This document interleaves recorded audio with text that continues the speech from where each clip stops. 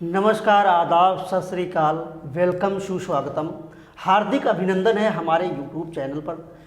दोस्तों, हमने पिछली क्लास में जो है हड़प्पा सभ्यता की विशेषताओं के बारे में देख रहे थे, जिसमें से हमने कुछ लेखन शैली के बारे में देख लिया था और लिपि के बारे में देख लिया था और वहाँ की प्रमुख नदियाँ क्या थीं, तो एक ट्रिक के माध्यम से उसके बारे में भी देख लिया था। नगर के रक्षा प्राचीरों के बारे में देख लिया था। अब आगे हम देखते हैं जो हड़प्पा सभ्यता की जो प्रमुख नगर 7 थे उनके बारे में। ठीक है, यहाँ से क्वेश्चन जरूर पूछे जाते हैं, इसलिए हम यहाँ से बता रहे हैं। 7 प्रमुख नगर थे, जिसमें से मोस्ट इम्पॉर्टेंट है, इसमें से कहीं से भी क्वेश्चन पूछ लिया जाता है और ये सारे के सारे इम्पॉर्टेंट ही हैं। समझ रहे हैं आप लोग? साथ साथ में नोट जरूर कर ले। तो आज हम देखते हैं हड़प्पा सभ्यता के 7 प्रमुख नगर कौन कौन थे। तो एक क्रम वाइज चलते हैं। तो सबसे पहले आता है हड़प्पा। ठीक है, हड़प्पा सभ्यता के बारे में देखते हैं। तो हड़प्पा सभ्यता में इसका जो अर्थ होता है, तो अर्थ इसका भगवान शिव का भोजन कहते थे। इसका जो अर्थ है हड़प्पा का अर्थ होता है भगवान शिव का भोजन। और यहाँ से जो एक मोहर प्राप्त हुई थी, जिसमें से स्त्री के गर्भ से निकलता हुआ एक पौधे का प्रमाण मिला है। क्या मिला है? स्त्री के गर्भ से पौधे का प्रमाण निकलता हुआ मिला है। एक मोहर से, ये एक मोहर थी, ठीक है, जिसमें से ये इसका प्रमाण प्राप्त हुआ है। अब हम देखते हैं इतने, ये तो हड़प्पा सभ्यता के बारे में हो गया। ठीक, बाकी हमने पीछे देख चुके हैं वहाँ से, और वहाँ की नगर योजना क्या थी, क्या क्या प्राप्त हुआ है। और अब हम उसके नेक्स्ट जो आता है दूसरे नंबर का, इतना काफ़ी है। और उसके बाद देखते हैं मोहनजोदड़ो। ठीक, मोहनजोदड़ो के बारे में देखते हैं। तो मोहनजोदड़ो कहाँ स्थित था? तो ये सिंधु नदी के किनारे स्थित था। कहाँ पर? सिंधु नदी के किनारे स्थित था। और ये दाईं ओर सिंधु नदी थी, मतलब दाईं ओर स्थित था। उसके किनारे सिंधु नदी, ये मोहनजोदड़ो स्थित था, जो कि सिंधु नदी के किनारे पर था, यहाँ पर। ठीक है, दाएं किनारे पर। और इसका अर्थ होता है मोहनजोदड़ो का, अगर अर्थ की बात की जाए तो इसका अर्थ था मृतकों का टीला। मोस्ट इंपॉर्टेंट है, इसका जो अर्थ था मृतकों का टीला कहते थे। ठीक है, इसका जो अर्थ है। और इसे सिंधु का बाग भी कहते थे। सिंधु का बाग भी कहते थे। कहीं कहीं क्वेश्चन पूछ लिया जाता, घुमा फिरा के क्वेश्चन जरूर पूछते हैं, तो इसलिए इसको सिंधु का बाग भी कहते थे। और ये स्थित, अगर इसके स्थान की बात की जाए तो ये पाकिस्तान के लड़काना ज़िले में स्थित था। कहाँ पर स्थित था? तो पाकिस्तान के लड़काना ज़िले में स्थित था। और इसके अगर यहाँ से प्राप्त स्थल देख लिया जाए तो सब बहुत इंपॉर्टेंट है, क्योंकि ये क्वेश्चन जरूर यहाँ से जरूर पुटअप होते हैं और यहीं से मोस्टली एक क्वेश्चन जरूर पूछा जाता है। तो यहाँ से देखते हैं। तो सबसे पहले विशाल स्नानागार, वहाँ से विशाल स्नानागार उसके साक्ष्य मिले हैं। ठीक, और दूसरा है यहाँ से लाल रंग का वस्त्र, सूती वस्त्र भी मिला है, जो कि हमने पिछली भी क्लास में भी बता चुके हैं, जो कि विशेषताओं में। ठीक है, अब उसके बाद यहाँ से कांसे की नृत्यिका कांसे की नृत्यिका भी यहाँ से एक मूर्ति के रूप में मिली है। और विशाल अन्नागार, यहाँ अन्नागार सबसे बड़ी इमारत थी। ये अगर देखो इसमें कंफ्यूज हो जाता, मतलब कंफ्यूजन कर देते हैं कि विशाल स्नानागार, तो लोग इसी को ही सबसे बड़ी इमारत समझ लेते हैं इसको। ठीक है, लेकिन आप लोगों को कंफ्यूज नहीं होना है। इसको ये जो अन्नागार था, ये सबसे बड़ी इमारत थी।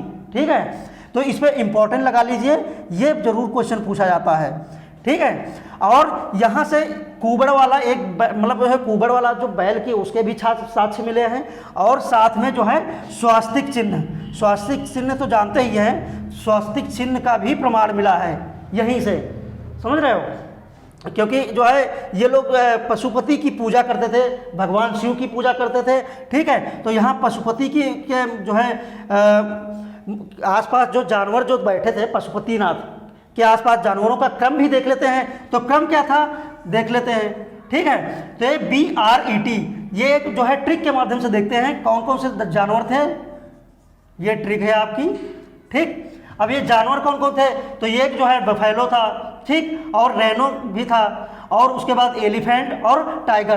तो BRET करके आप लोग ये ट्रिक देख लेंगे तो आसानी से ये क्रम याद हो जाएगा। और साथ में 2 हिरन का प्रमाण भी मिला है। 2 हिरण के भी प्रमाण मिले हैं, ठीक है। और हम आगे अब नेक्स्ट देखते हैं तीसरे नंबर पर आता है चनहूदड़ो। अब चनहूदड़ो के बारे में हम देखते हैं तो ये किस नदी पर स्थित था और किधर स्थित था। तो ये जो है सिंधु नदी के बाईं ओर स्थित था। देखो अगर उसकी बात की जाए जो है हड़प्पा की, तो ये जो है दाईं ओर मतलब जो है स्थित था। और ये अगर चनहूदड़ो की बात की जाए तो ये बाईं ओर स्थित था, ठीक है। और ये पाकिस्तान के सिंध प्रांत में स्थित था। कहाँ पर? पाकिस्तान के सिंध प्रांत में स्थित था। और यहाँ से जो है अब देखते हैं क्या क्या प्राप्त हुआ है, चनहूदड़ो से क्या क्या प्राप्त हुआ है। मोस्टली चनहूदड़ो से भी क्वेश्चन पूछ लिए जाते हैं, जरूर क्वेश्चन पूछे जाते हैं।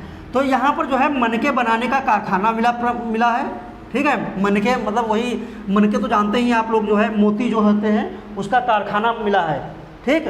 और जो है लिपस्टिक, काजल, उस्तरा, या जो है मतलब अगर कहा जाए तो ब्यूटी पार्लर वाला जितना सामान था वो सारा चनहूदड़ो से ही प्राप्त हुआ है। और ये मोस्ट इम्पॉर्टेंट है, ये क्वेश्चन यहाँ से पूछते जरूर हैं, ठीक है। ये यहाँ से उठाते हैं, लिपस्टिक, काजल और उस्तरा जैसा जो है ब्यूटी पार्लर वाला जितना सामान था ये कहाँ से पूछा गया है, तो ये चनहूदड़ो से ही प्राप्त हुआ है।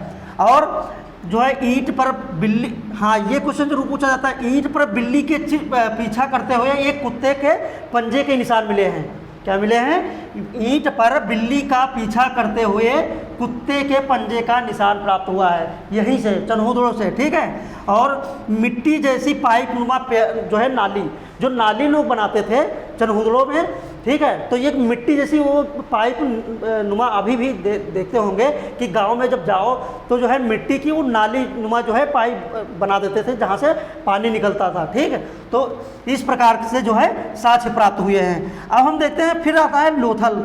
लोथल तो आप लोग जानते ही हैं, लोथल गुजरात में पड़ता है। और सबसे ज़्यादा खुदाई अगर की बात की जाए तो यहाँ से ही बहुत ज़्यादा साक्ष्य प्राप्त होते हैं, ठीक है। तो यहाँ पर अभी भी मतलब जारी है कि जो है कौन से वहाँ पर बराबर खुदाई होती ही रहती है। तो यहाँ से जो है ये गुजरात में पड़ता है और इसे लघु हड़प्पा या लघु मोहनजोदड़ो के नाम से भी जानते हैं, ठीक है। और यहाँ से जो है चावल के प्रथम साक्ष्य जो है सबसे पहले साक्ष्य अगर चावल की बात की जाए तो यहीं से प्राप्त हुए थे। और गोदीवाड़ा मतलब बंदरगाह के साक्ष्य यहाँ पर प्राप्त हुए हैं। किसके? बंदरगाह के साक्ष्य भी प्राप्त हुए हैं। और अग्निकुंड और रंगाई कुंड, अग्निकुंड के बारे में भी जो है यही साक्ष्य प्राप्त हुए हैं। और रंगाई कुंड जैसे पहले जो कपड़े थे तो जब रंगाई करते थे वही वो उसके बारे में जो है यहाँ पर साक्ष्य प्राप्त हुए हैं, ठीक है। अब हम आगे जो है 5वें नंबर पर आता है कालीबंगा। क्या आता है? 5वें नंबर पर कालीबंगा आता है। कालीबंगा जो है ये राजस्थान में पड़ता है। कहाँ पर पड़ता है? राजस्थान में पड़ता है। और इसका जो है अर्थ देखते हैं तो अर्थ है काले रंग की चूड़ियाँ। क्या है? कालीबंगा का अर्थ है काले रंग की चूड़ियाँ। और यहाँ से जो है जुते हुए खेत के प्रमाण मिले हैं। क्या मिले हैं? जुते हुए खेत के प्रमाण प्राप्त हुए हैं। और यहाँ से यहीं से अग्निकुंड के साक्ष्य मिले हैं, मतलब यहाँ पर जो है अग्निकुंड के साक्ष्य प्राप्त हुए हैं। और भूकंप के साक्ष्य प्राप्त हुए हैं। भूकंप के साक्ष्य कैसे प्राप्त हुए हैं? तो ये जैसे वहाँ पर मतलब जब भूकंप आया होगा तो ऐसा होता नहीं जो है जब बड़े रेतीला जब चट्टानें प्राप्त हुई होंगी, मतलब जब चट्टानें होती हैं तो जब भूकंप चलता है तो साथ में उसमें जो है तरंगों के टाइप से बन जाता है, तो उसी प्रकार का मिला होगा, ठीक है। तो भूकंप के साक्ष्य भी मिले हैं। और ये अगर स्थिति ये देखा जाए तो ये जो है सरस्वती नदी, ऊपर जो है सरस्वती नदी थी जिसको घग्गर नदी भी कहते हैं, और नीचे चौतांग नदी जो है नीचे चौतांग नदी बहती थी, ठीक है। और इसे जो है दूसरे नाम से भी जानते थे जो है। और बीच में जो है कालीबंगा, इसके दोनों नदियों के बीच में जो है कालीबंगा स्थित था। क्या स्थित था? कालीबंगा स्थित था।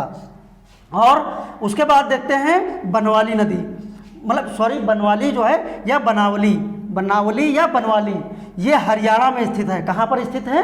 हरियाणा में। और ये 6ठे नंबर का है, ठीक है। मतलब 7 प्रमुख नगर जो थे तो ये 6 नंबर का जो है बनावली या बनवाली है और ये हरियाणा में स्थित है। और यहाँ से देखते हैं तो अच्छे किस्म के जौ मिले हैं। यहाँ से यह क्वेश्चन जरूर पूछा जाता है कि अच्छे किस्म के जौ कहाँ से प्राप्त हुए हैं? तो बनावली या बनवाली से ही प्राप्त हुए हैं। और मिट्टी का हल, मिट्टी का हल अगर पूछा जाए, मिट्टी के हल कहाँ से प्राप्त हुए हैं, तो मिट्टी के हल बनवाली से ही प्राप्त हुए हैं। और अग्निवेदिकाएं यहाँ से भी प्राप्त हुई हैं।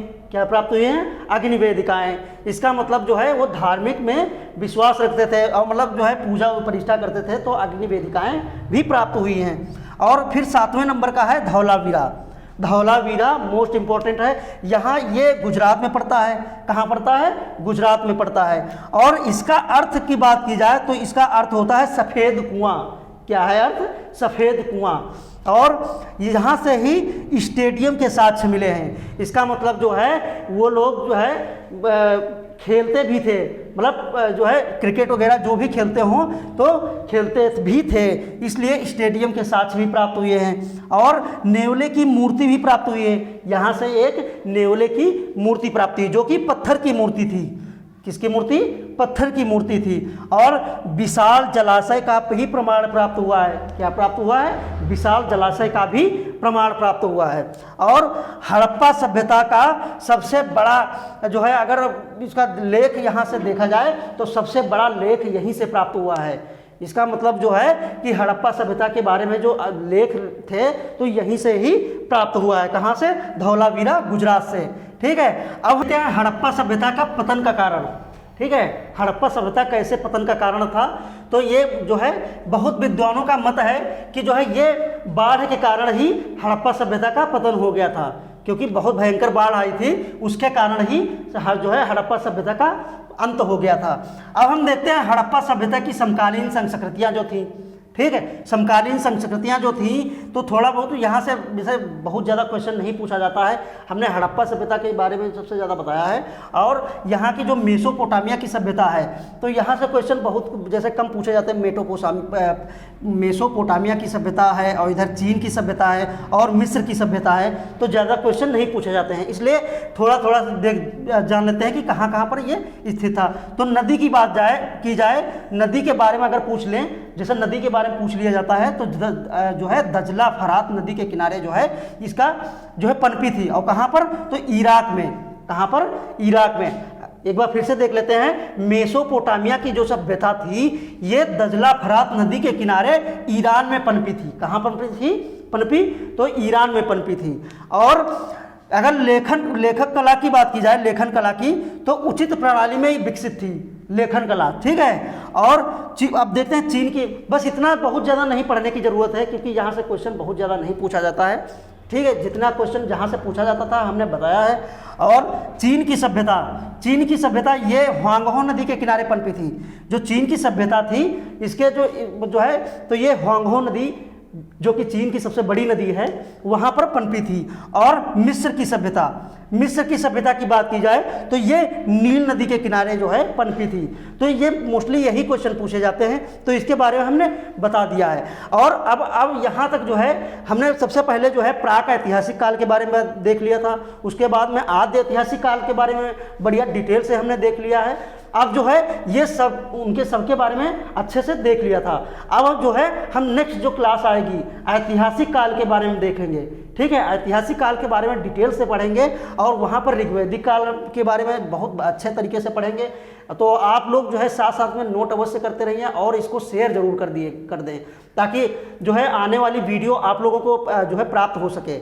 और हमारी जो है इतिहास की जो है मतलब शुरू से जो पढ़ाए हुए हैं तो जो है आप लोग प्लेलिस्ट बनी हुई है, वहाँ से शुरुआत से अगर देखना चाहते हैं तो बहुत कम समय में जो है बनाया गया वीडियो है, ताकि आप लोगों को बोरियत भी ना लगे और साथ साथ में रिवीजन पीछे का भी रिवीजन करवाते ही चले हुए हैं। तो अगर आप वहाँ से जो है देखेंगे तो आसानी से याद भी होता रहेगा और आपको जो है बोर भी नहीं होंगे, पढ़ते समय बोर भी नहीं होंगे, क्योंकि हिस्ट्री एक ऐसी क्लास है जो कि बोरिंग जरूर होती है। अगर ज़्यादा टाइम ले लिया जाए तो बहुत ज़्यादा बोरियस महसूस होती है, इसलिए जो है बहुत कम समय में जो है बताया गया है। तो आप लोग वहाँ से अगर देख लेंगे तो अच्छे से जानकारी हो जाएगी। तो आज के लिए इतना रखते हैं। और कैसी लगी हमारी ये वीडियो? अगर अच्छी लगी हो तो लाइक करें, कमेंट करें, सब्सक्राइब करें। धन्यवाद।